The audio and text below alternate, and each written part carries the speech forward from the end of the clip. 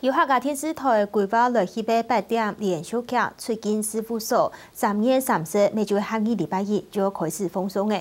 比到上客家岛人来看演出戏，剧组今日去到为高雄车院的美丽道站来开幕剪彩，主要演员每一类来同大家分享演出的心得，希望每有客家岛人来支持演出戏。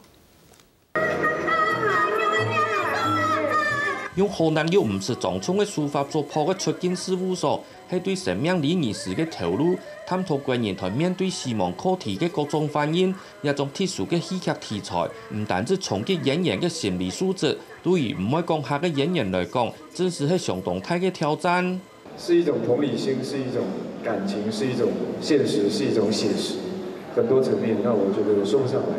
第一個壓力來源就是客家話，因為我們都是完全不會講，從零開始，一句都不會。對。請用解，謝謝。用50彩帶完成開播剪彩儀式已經係首見嘅。客家電視台為了本好戲唔會孤單，揾啲牌單一戲劇台10個嘅頻道同時播出嘅創意。傳統的電視平台，從網絡以及衛星電視。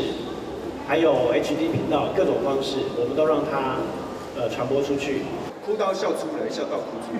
強調首種帶類嘅出境事務所，劇本台8年前都已經編寫完成，唔過因為題材嘅禁忌，一直到去年能由客家電視台出批開播，使得城市議題嘅討論，透過連續劇嘅演出，更加發現現實。